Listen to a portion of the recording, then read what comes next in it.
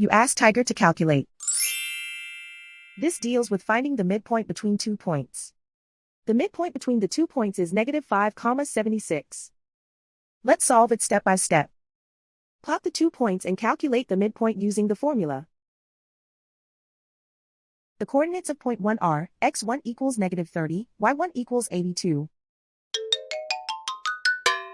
The coordinates of point 2 are, x2 equals 20, y2 equals 70. PM represents the midpoint of the 2 points.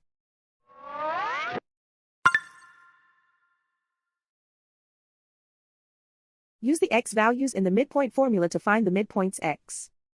x1 equals -30. x2 equals 20.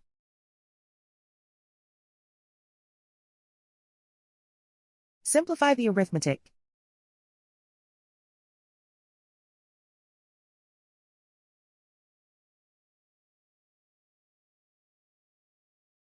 Use the y values in the midpoint formula to find the midpoints y. y1 equals 82.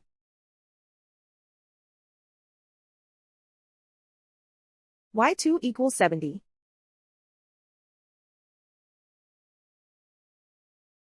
Simplify the arithmetic.